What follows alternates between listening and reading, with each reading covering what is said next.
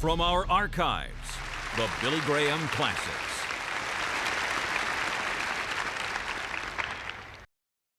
Essa noite desejo que abram comigo no capítulo 17 dos Atos dos Apóstolos. Se tiverem suas Bíblias, e eu espero que tragam suas Bíblias cada noite. No texto se encontra em Atos, capítulo 17, do versículos 16 até o versículo 34. Nesta passagem, vemos que Paulo tinha ido para Atenas. Estava esperando por seus amigos que iriam se encontrar com ele ali. E da mesma forma que Nova York é o centro das comunicações, o centro intelectual e cultural dos Estados Unidos e certamente o seu centro financeiro, assim Atenas era o centro cultural e intelectual do mundo antigo. Era a cidade de Aristóteles, Platão, Sócrates e Epicuro. Paulo tinha estado muito atarefado. Achava-se extremamente cansado e precisava repousar. Mas resolveu dar uma caminhada pelas ruas da cidade. Uma noite dessas, juntamente com um cameraman da NBC, dei uma volta pelo Times Square. A Bíblia diz que quando Paulo estava dando o passeio por Atenas, o que ele viu o comoveu. Ficou profundamente perturbado. E a palavra grega empregada significa que ele se irou, ficou irritado, sentiu-se desafiado, ficou revoltado com o que viu.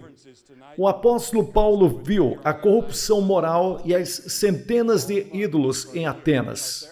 Ao contemplarmos a cidade de Nova York hoje e as demais grandes cidades dos Estados Unidos, vemos o materialismo, o dinheiro, a obsessão do sexo, os prazeres, a ociosidade, as modas, os divertimentos, a ambição.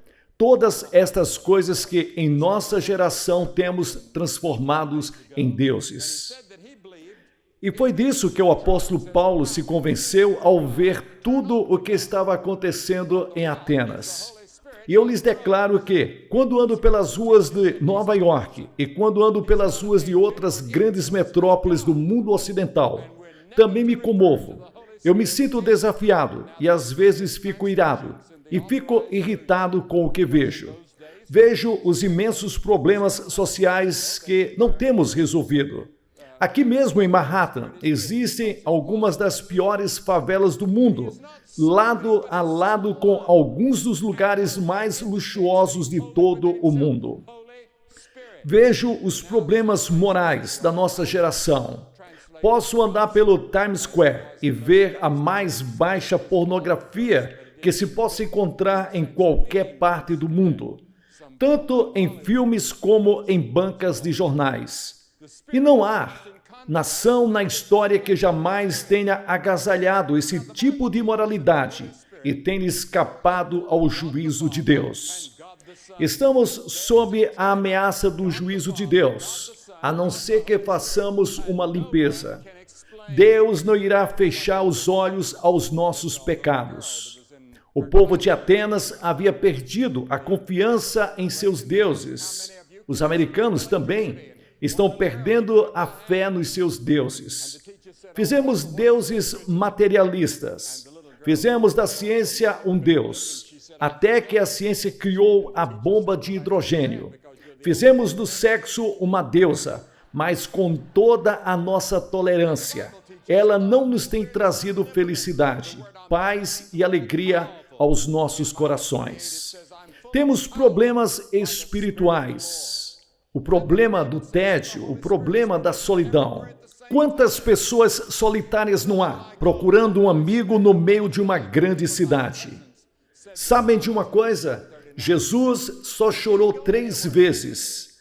A Bíblia diz que 3 vezes ele derramou lágrimas. E uma delas foi quando chorou sobre Jerusalém. Ele disse: Jerusalém, Jerusalém, eu poderia ter juntado os seus filhos debaixo das minhas asas, como a galinha ajunta os seus pintinhos. Eu poderia tê-la salvado. Poderia ter resolvido os seus problemas, mas você não me permitiu. Por conseguinte, Jerusalém, você será julgada. Creio firmemente que essa cruzada veio no momento crítico da história dessa cidade e da história dessa nação. E a menos que nossa cidade e nossa nação se arrependam, não seremos poupados ao juízo de Deus. A Bíblia, ela nos fala, cidade após cidade que foi destruída pelo fogo do juízo. Sodoma, Babilônia, Tiro, Sidom, Nínive, por causa dos seus pecados.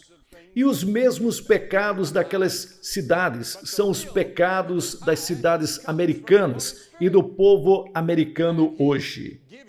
O apóstolo Paulo ficou tão perturbado que, apesar de precisar de descanso, começou a falar com o povo. Se colocou na esquina do Times Square de Atenas e começou a pregar. Dizia ele: arrependam-se dos seus pecados, voltem-se para Deus. Começou a falar de Jesus Cristo. Afirmava: Jesus Cristo, o Filho de Deus, veio ao mundo. Morreu na cruz pelos nossos pecados e Deus o ressuscitou dos mortos. Ele pode trazer luz para a cidade, luz aos seus corações, mudar suas vidas, dar-lhes uma nova motivação, dar-lhes uma razão de viver. Alguns dos intelectuais olharam-no com desdém, acharam graça e zombaram dele. E alguns deles, rindo, disseram: ele é apenas um falador. É um santarrão, não sabe o que está dizendo. Mas alguns elementos da academia ficaram curiosos, queriam ouvi-lo, queriam saber o que ele tinha a dizer. Estavam sempre procurando por algo novo. Por isso, convidaram o apóstolo Paulo para ir ao Areópago, na colina de Marte, e ali lhes falar. E então terem um diálogo com ele e fazerem-lhes algumas perguntas. No auditório havia algumas pessoas interessantes. Os epicúreos estavam lá. Epicuro foi um grande filósofo que tinha vivido 300 anos antes e havia ensinado a licenciosidade, muito semelhante ao que temos agora. Hoje em dia chamamos a isso nova moral. Mas não tem nada de novo. É a velha imoralidade disfarçada em nova moralidade. Se você ler o primeiro capítulo da Epístola aos Romanos, encontrará uma descrição da pretensa nova moral. Os antigos divinizavam suas paixões. Baco era a deificação do desejo. Vênus e Afrodite eram a encarnação do sexo. Marte e Júpiter representavam o instinto de luta, de guerra. Eram deuses da guerra. Hoje em dia, o homem superou a imagem de Baco, mas ainda é governado por seus apetites. O templo de Vênus foi destruído, mas ainda somos dominados pelas paixões. Dispersamos Marte como fruto da superstição, mas os deuses da guerra ainda estão conosco, e o homem continua lutando. Assim, todos os velhos deuses ainda estão por aí. O homem ainda é o mesmo. O homem que viveu há 5.000 anos não mudou. No Madison Square Garden, ele é o mesmo. Veste-se de maneira diferente, fala uma língua diferente, vive de maneira sofisticada e apresenta uma fachada, mas o seu coração é o mesmo. E tanto faz que você vá para a África, ou a Europa, ou a China, a América Latina, ou a qualquer ilha distante. O homem é exatamente o mesmo. Não encontro qualquer diferença entre preto, branco, amarelo ou vermelho. Lá no fundo, o homem é o mesmo, a mesma rebelião, o mesmo vazio interior, a mesma indagação, a mesma busca, procurando paz e alegria, procurando o significado da existência humana. E o homem antigo era si mesmo. E é por isso que a Bíblia é tão relevante hoje. É por isso que a Bíblia fala ao homem moderno mais do que qualquer outro livro do mundo, porque foi escrita para os homens de todas as gerações. Visto que o homem jamais muda, o coração do homem tem sido sempre o mesmo. A Bíblia diz que o homem se rebelou contra Deus. A Bíblia diz que o homem está distanciado de Deus. A Bíblia diz que o homem está separado de Deus por causa do pecado. Há poucos dias tivemos uma reportagem sobre a violência nos Estados Unidos. Esses repórteres haviam gasto muito tempo e fizeram um excelente trabalho de esclarecimento. E alguém me perguntou no programa de televisão, de onde é que o Senhor acha que se origina essa violência? Essa nova forma de violência que temos aqui nos Estados Unidos. Saiba de uma coisa, ela não tem nada de novo. Voltem ao Jardim do Éden. Caim assassinou o seu irmão Abel. Este foi o primeiro ato de violência e através da Bíblia toda você encontrará violência. Pela história fora, você verá homens matando, assaltando, raptando, odiando, homens violentos. Por quê? Porque o homem sem Deus é um homem violento. Pode ser culto, mas torna-se um selvagem culto. Um diretor da prisão de Sing Sing disse certa vez que tinha um número suficiente de doutores em filosofia atrás das grades para formar o corpo docente da universidade. Por quê? Porque estamos separados de Deus e sem Deus estamos irrequietos. Não podemos dominar nossas paixões e esta é a razão por que, se os Estados Unidos se esquecerem de Deus, torna-nos-emos ainda mais violentos. Para mim, é curioso que, quando tiramos Deus das escolas públicas, parece que colocamos nelas a violência, o sexo e todo o processo educacional começou a se deteriorar. E todo o processo educacional começou a cair. Enquanto honramos a Deus, enquanto ensinamos aos nossos jovens que Deus tinha significação, que o coração era importante, que a oração é importante, que a moral tinha valor, isso parecia ter um efeito benfazejo. Mas lhes dissemos que a moralidade não tem importância, que a moral é relativa e que a Bíblia não tem mais significado para nós. Nós até lhes proibimos de orar. E então eles disseram que tudo leve para a breca, ou seja, que tudo venha a cair por terra. Agora eles estão se rebelando e nós ficamos perguntando, o que foi que aconteceu? A Bíblia diz, você semeia vento e colhe tempestades. Sim, os epicurreus estavam lá. Eles diziam, divirta-se, coma, beba e se alegre. Lá também estavam os estoicos. Eles eram os líderes intelectuais daquela geração. Sim, os estoicos, os intelectuais, lá estavam para ouvir o apóstolo Paulo, porque, como sabem, ele era um intelectual. Mas Paulo havia sido humilhado por Cristo na estrada de Damasco. Uma luz fulgurante havia brilhado e o apóstolo Paulo havia caído em terra.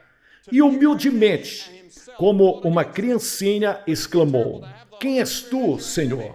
E o Senhor se revelou a ele, e o apóstolo Paulo, verdadeiro gigante espiritual que era, tornou-se tão humilde como uma criancinha.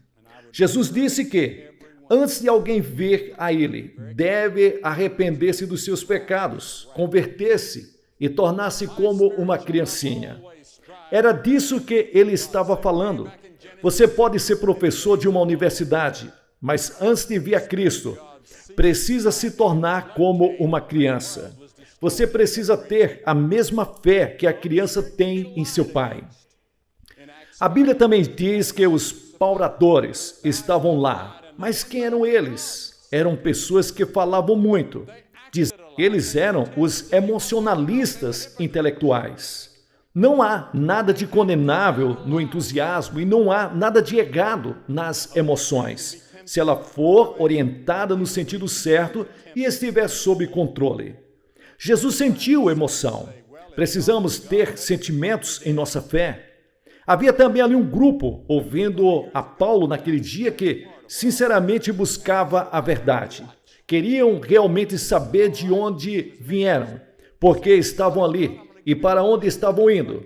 Desejavam conhecer a Deus. Paulo então vai pregar o seu sermão. No caminho de subida para a colina de Marte, ele encontrou um altar com a inscrição: ao Deus desconhecido. Porque havia centenas e milhares de ídolos em Atenas, mas havia um Deus que eles não conheciam. E vocês sabem que há muitas pessoas nas mesmas condições aqui esta noite? Você reconhece a existência de Deus? Só o insensato diz em seu coração: não há Deus. E Eckhart disse: não é preciso ser inteligente para ser ateu. Qualquer ignorante pode negar o sobrenatural. Acho que o general tinha razão. Cremos em Deus, mas não conhecemos a Deus. Você conhece a Deus? Você pode me olhar nos olhos e dizer: eu conheço a Deus? Deus vive em meu coração? Eu falo com Deus? Eu amo a Deus? Deus ouve minhas orações? Conheço-o como meu Senhor, meu Mestre e meu Salvador? Você pode dizer isso? Você sabe algo a respeito de Deus? Você poderá ter um conceito intelectual de Deus, mas realmente não conhece a Deus.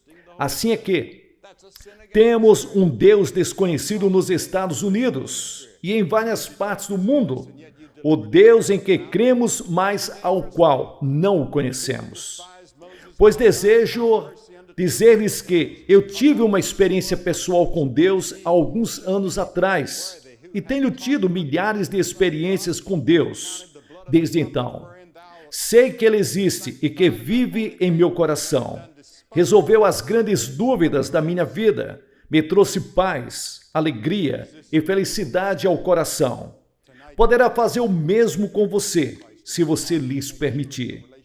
Paulo então começou a pregar o grande sermão na colina de Marte. Ele falou sobre o Deus único e verdadeiro, Criador de todas as coisas. Sim, há um só Deus, Criador desse mundo. Martin Luther King disse no dia 13 de abril de 1960: cada vez me convenço mais da realidade de um Deus pessoal. Deus é pessoal para você? O poderoso Deus da criação? Quando os astronautas estiveram do outro lado da Lua e estiveram mostrando cenas da nossa Terra, e nos compenetramos de que há bilhões de planetas e estrelas no espaço, um amigo meu, cientista em uma de nossas universidades, me escreveu uma carta dizendo: não sei como alguém pode negar a existência de uma inteligência suprema, quando tudo aquilo que se move com uma precisão absolutamente perfeita e nós só conhecemos uma parte pequenina. Estamos simplesmente tocando as fibras do espaço sideral. E o apóstolo Paulo prosseguiu: Deus fez de um só sangue todas as nações do mundo. Os atenienses eram orgulhosos, julgavam que não havia ninguém superior a eles. Consideravam-se a raça superior. Quero que você saiba que a Bíblia diz que não existe raça superior. Somos do mesmo sangue. Podemos ter pele escura, podemos ter pele amarela. Deus nos fez assim. Deus fez algumas pessoas pretas e outras brancas, e ainda outras amarelas e vermelhas. Deus nos criou assim. Aceitemos este fato e nos orgulhemos dele. O preto é bonito, o branco é bonito, o amarelo é bonito se Cristo está em nosso coração. Somos do mesmo sangue, somos uma raça humana única, com uma alma responsável diante de Deus. A não ser que resolvamos nossos problemas e os resolvamos com urgência, não haverá brancos, amarelos, vermelhos e pretos para discutir este assunto e brigar por causa dele. Todos seremos destruídos. Somos todos de um só sangue. Sei que existem tensões raciais ao redor do mundo. Chineses e malaios em Singapura têm estado em luta, e os problemas da raça humana. Este não é um problema norte-americano, é um problema mundial. Mas a Bíblia diz que Deus, de um só, fez toda a raça humana para habitar sobre toda a face da terra. E a Bíblia diz que, como cristãos, temos a capacidade de nos amar uns aos outros. Não creio que jamais estejamos em condições de amar uns aos outros neste país enquanto todos não conhecermos a Cristo. Ele é capaz de nos dar o poder sobrenatural de amar uma pessoa de outra raça. Cristo pode fazê-lo. E então Paulo acrescentou: Deus não está longe. Havia algumas pessoas em Atenas que pensavam que Deus habitava no distante Monte Olimpo. Mas Paulo disse: não, Deus está aqui. Ele não está numa montanha, nem tampouco numa estrela. Ele está aqui mesmo na terra e não está longe de nenhum de vocês. Ele pode ajudá-lo em sua enfermidade. Ele pode libertá-lo de sua culpa. Ele pode ajudá-lo em suas frustrações. Ele tem a resposta para os mistérios, os problemas, as dificuldades da vida. Então Paulo atinge o ponto central de sua mensagem. Ele diz algo que eu desejo que cada pessoa do auditório ouça nesta noite. Ouça isto, se nunca ouviu em toda a sua vida. Esta é a palavra de Deus. O grande apóstolo Paulo estava dizendo: Deus agora ordena a todos os homens em toda parte. Pense só nisso. Somos todos um sangue. Ele ordena a todos os africanos, a todos os europeus, a todos os asiáticos e a todos os nova-iorquinos, a todos o do norte, do sul, do leste, do oeste. Deus ordena a todos os homens em todo lugar que se arrependam. Deus não diz: eu sugiro que você se arrependa. Ele não diz: eu aconselho que você se arrependa. Ele não diz: eu espero que você se arrependa. Deus diz: eu ordeno que você se arrependa. Desejo então levantar a pergunta esta noite: você já se arrependeu? Deus o exige. Essa é uma ordem de Deus. Nada mais tem valor nesta vida ou na vida futura, a não ser que você obedeça a este grande mandamento: arrependa-se. E o que é arrepender-se? É dar meia volta, é mudar seu modo de pensar, mudar sua conduta, mudar sua ideia sobre Deus, mudar sua ideia sobre você mesmo, mudar sua ideia sobre o próximo, dar meia volta, e isto é arrependimento. Já houve uma mudança em sua vida? A Bíblia diz: as coisas velhas têm que passar, tudo em sua vida tem que se tornar novo. Você deverá tornar-se uma criatura completamente nova em Cristo. Já aconteceu isso com você? Você costuma ir para a igreja? Talvez você creia na regra áurea. Talvez aceite mesmo os 10 mandamentos como seu guia moral. Mas isso não basta. Você precisa se arrepender de todos os seus pecados, todos que estão aqui neste auditório. Tem algo que deve se arrepender. Pense um pouco. Há alguma pessoa neste auditório que não precisa de arrependimento? Não. A Bíblia diz: todos pecaram e carecem da glória de Deus. Existe uma só pessoa sem pecado no mundo? Não. Todos pecaram e carecem da glória de Deus. Portanto, se você pecou, tem alguma coisa de que se arrepender. Porque arrependimento quer dizer que você confessa a Deus que tem pecado. Significa que você está pronto a dizer: ó Deus, tenho pecado, estou pronto a mudar a minha conduta, estou disposto a deixar o meu pecado. E por que é que Deus lhes manda arrepender-se?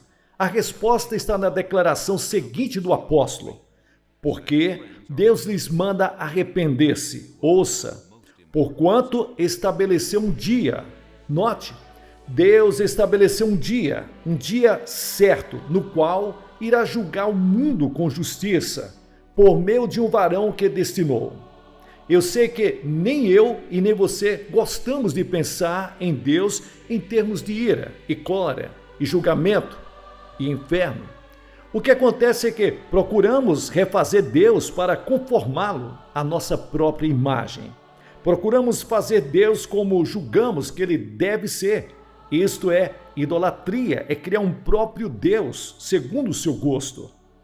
Há um artigo numa de nossas revistas este mês, escrito por um homem que deixou a Igreja Católica. Nesse artigo, ele nega a revelação de Deus na Bíblia. Ele formou um Deus de acordo com a sua própria mente. Não é de admirar que deixasse a igreja. Ele não cria mais no Deus do cristianismo. Há 12 anos, quando estivemos aqui, o bispo James Pink era o deão da Catedral St. John, aqui em Nova York. E o bispo Pink deixou a igreja recentemente. Ele escreveu um artigo sobre razões do seu gesto e pareceu-me que houve 3 apresentadas. Sua incapacidade para encontrar credibilidade, relevância e ação. Para ele, o cristianismo não mais merecia crédito, nem Cristo, nem a igreja, não eram mais relevantes nem atraentes. Pois eu quero dizer-lhes que descobri exatamente o oposto. Jesus Cristo merece confiança. Em Jesus Cristo eu descubro o evangelho todo, e na Bíblia, o livro mais importante do mundo, eu vejo Deus. Verifico que Jesus Cristo cumpre tudo quanto prometeu e Ele poderá fazê-lo em sua vida hoje, se você colocar sua confiança nele. Deus nos ordenou que nos arrependêssemos, porque Ele vai julgar o mundo. Sim, um dia de juízo está para vir. Jesus disse: toda palavra frívola que proferirem os homens, dela darão conta no dia do juízo. Pense nisso. Toda palavra frívola que você disser, todo pensamento, todo propósito, tudo que você já fez para as escuras, tudo que você já varreu para debaixo do tapete, tudo que você imaginou está escondido, tudo virá para a luz no juízo e seremos julgados por aquele homem. Aquele homem, o Senhor Jesus Cristo. Ele veio da primeira vez como o bondoso Salvador. Da próxima vez, Jesus virá como juiz de toda a terra. E a Bíblia diz que a prova do fato de que Deus vai julgar o mundo é que Ele o ressuscitou dentre os mortos. Você poderá rir. Riram de Noé, riram de Jeremias, riram de Ló, riram de Amós, riram dos apóstolos. Têm rido dos pregadores através dos séculos, quando avisaram do juízo iminente. Mas nem por isso impediram o juízo. O juízo virá. Você terá de enfrentá-lo. Você está pronto? O profeta Amós disse: prepara-te para te encontrares com o teu Deus. Deus o ressuscitou dentre os mortos, e por isto o Cristo que lhes apresento esta noite é o Cristo na cruz. Ele morreu na cruz por nossos pecados, derramou seu sangue por nossos pecados, e cada vez que tomamos a comunhão em nossas igrejas, lembramos o sangue por ele derramado. Sem o derramamento de sangue, não há perdão para os nossos pecados. Mas este não é o evangelho completo. O evangelho é que Cristo foi ressuscitado dentre os mortos. E agora, tenho boas novas. A morte foi vencida. Cristo está vivo. Ele irá voltar, irá estabelecer o seu reino. Esta é a mensagem que Paulo pregou naquele dia. E o que aconteceu? Exatamente a mesma coisa que irá acontecer aqui hoje. Houve uma tríplice reação. Primeiro, alguns riram e zombaram. O segundo grupo disse: a respeito disso te ouviremos noutra ocasião. Queremos pensar no assunto. Protelaram a decisão. E isto é perigoso, porque você poderá nunca mais ouvir essa mensagem do Evangelho. E é perigoso porque, mesmo que ouça, o terreno do seu coração poderá estar diferente, porque você só pode ver a Deus quando o Espírito Santo o atrair. Milhares de pessoas em todo o mundo estão orando por esta reunião. Seu coração foi tocado de maneira estranha e desafiado e convencido e perturbado esta noite. E a Bíblia diz: hoje é o tempo oportuno, hoje é o dia da salvação. A Bíblia previne que você pode endurecer o coração. Por isso, você deve ver e fazer agora a entrega da sua vida a Cristo, enquanto o Espírito de Deus está falando. Você poderá nunca mais estar tão perto do reino de Deus novamente. Depois, houve alguns que riram. Alguns de vocês vão sair daqui rindo, escarnecendo e dizendo: que tolo. Alguns de vocês dirão: eu gostaria de pensar no assunto por mais uns dias. Outros farão a sua decisão hoje, e foi isso que aconteceu quando Paulo pregou o seu grande sermão. Eu li hoje no jornal Daily Trend de Londres um slogan, e é o seguinte: você não pode mudar os fatos, mas pode mudar de opinião. Quando a Apollo 2 for levada para a plataforma de lançamento, irá numa velocidade de menos de 2 km por hora. Mas quando for disparada, alcançará a velocidade de 38.400 km por hora. Mas aqueles primeiros 2 quilômetros levarão 1 hora para chegar para a plataforma de lançamento. Hoje, você se dirige para a plataforma de lançamento e talvez tenha de se movimentar vagarosamente e vacilantemente. E sua fé poderá ser pequenina, porém, essa fé está firmada na pessoa do Senhor Jesus Cristo. Na semana passada, milhares de estudantes universitários foram para a frente para receber seu diploma publicamente. Eu desejo convidar você a vir para a frente essa noite para receber a Cristo publicamente. Permita que Ele perdoe seus pecados. Deixe-o entrar em seu coração e lhes dar uma nova vida, e uma vida em uma nova dimensão. E saia daqui hoje, sabendo que o seu nome está escrito no livro da vida. Saia daqui sabendo que nunca terá de enfrentar o juízo, sabendo que todos os seus pecados estão perdoados, sabendo que irá para o céu ao morrer, com um novo poder para enfrentar os problemas e as dificuldades da vida. Vou convidar centenas de vocês a que deixem os seus lugares neste grande estádio, onde quer que estejam, e venham. E fiquem aqui em frente desta tribuna.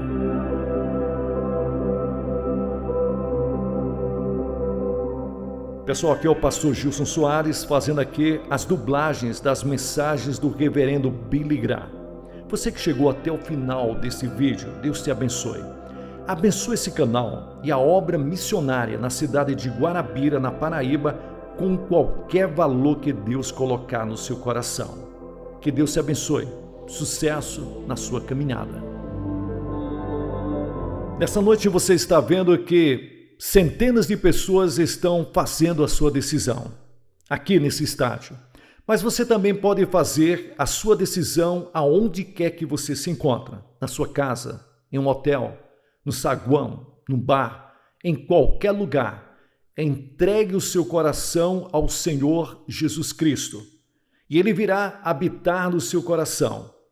E você passará a conhecer o Filho de Deus como seu Senhor e o seu Salvador.